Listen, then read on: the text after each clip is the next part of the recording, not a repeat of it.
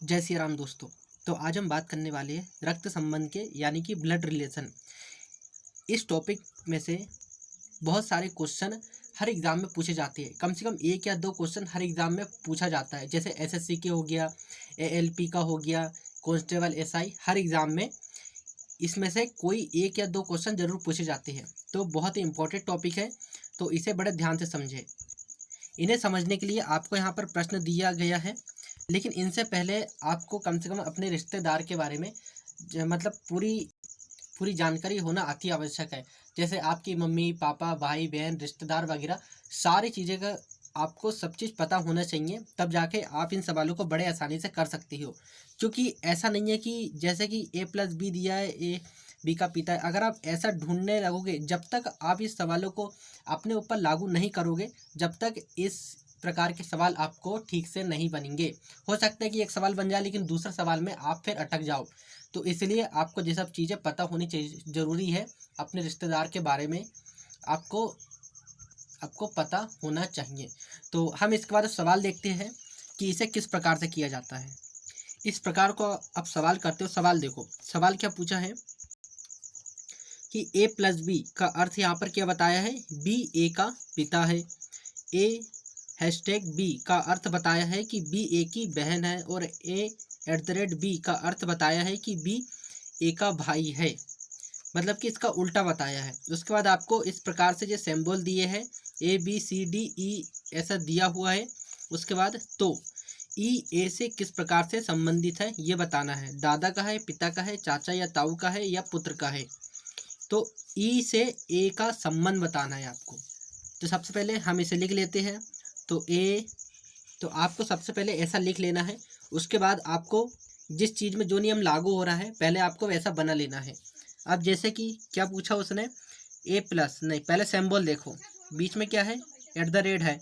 तो @ को देखो, @ दिया हुआ है, तो क्या है @ में, b a का भाई है, यानी कि जो b है वो a का भाई है, यानी कि भाई है, ये भाई है इसका।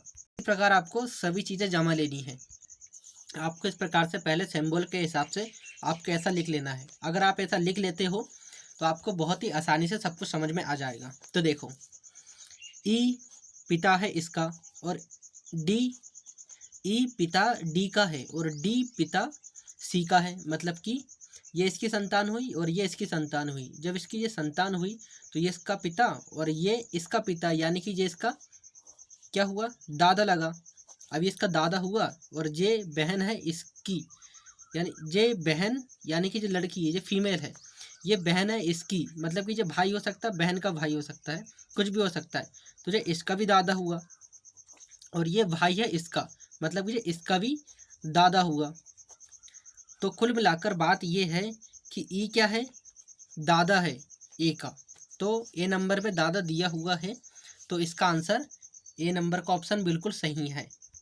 दूसरा क्वेश्चन है, धीरज संतोष का एकलौता पुत्र है और संतोष मेरी माँ है, माँ की एकलौती पुत्री है। मेरी माँ का धीरज से क्या संबंध है। अब इसमें संबंध बताना है आपको, जिसमें अब देखो, संतोष संतोष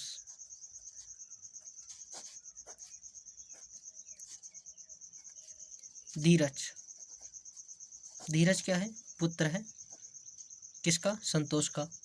और उसके बाद क्या पूछा है, संतोष और संतोष मेरी माँ की एकलौती पुत्री है, यानी कि संतोष क्या हुई, माँ है इसकी, यानी पुत्री है ना जी, फीमेल है। तो ये इसकी लड़की और ये इसका पुत्र, यानी कि नानी का संबंध, और ये इसकी माँ है। तो सही आंसर क्या होगा, सी नंबर का, नानी। तो इसी प्रकार के आपको क्वेश्चन पूछे जाएंगे, इसी प्रकार से आपको क्वेश्चन आने वाले हैं। तो आप अच्छे से तैयारी करते रहिए। तब तक के लिए धन्यवाद।